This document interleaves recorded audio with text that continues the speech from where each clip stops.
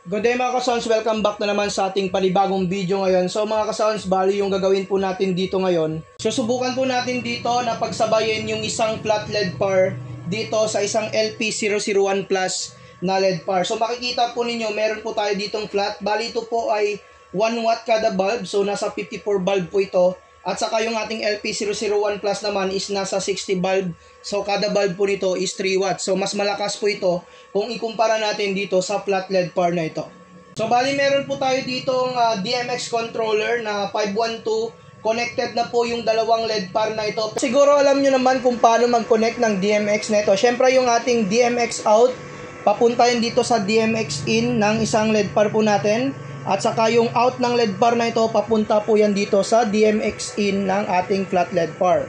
So sa likod ng ating LP001 Plus, meron po ditong option A001 or D001. At saka sa flat naman natin is meron po diyang D001, kaso wala po siyang A001. So sinubukan kong iset dito si LP001 Plus sa D001 para po mag-match. D001 lamang si flat So hindi po sila nagma-match sa DMX. So yung ginawa ko dito, kailangan po na iset po natin yung LP001 Plus na ito sa A001 para po mag-match po dyan sa ating LED par na flat. So ayan po, nakaset na po ito sa A001. Dito naman sa ating flat LED par, ayan po, D0017. So wala po siyang A00 kasi nga po ito lang talaga yung address po na pwede nating iset dito sa flat LED par. So ito mga ka-sounds, pagsabayin na natin yung mga ilaw po natin dito. 1 and 2, scanner button, naka-press na po ako dito.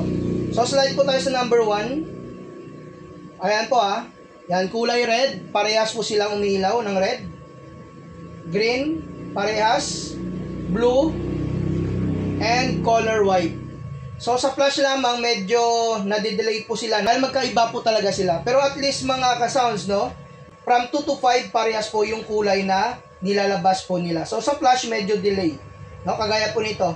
Nagdi-delay lang po sila, hindi po sila sabay. Pag sa flash, ayan. Pero at least, kaya-kaya po natin silang pagsabayin po dito sa DMX, no? So yan po, kung gagawa tayo ng color combination, ito po yung red and blue, makaka-create po tayo ng mga kulay. Yan. Kulay blue, kulay violet, pink. No? So makakagawa tayo ng mga color combination po dito sa dalawang LED par na ito. So mga ka-sounds, yan lang muna yung ating video topic dito sa ngayon. Pero at least, no, nalaman po natin na pwede pala silang pagsabayin. O kagaya po nito, yan, pwede tayong maglaro-laro ng mga kulay po dito, no, sa DMX. Maganda po ito, gagawa po tayo ng program. So pwede natin silang pagsabayin sa pag-program dito po sa DMX. So hanggang dito na lang muna yung video natin. Sa mga bagong nag-subscribe, huwag niyong kalimutan na i-hit yung notification bell button para sa mga video updates natin na i-upload. Maraming salamat mga ka-sounds.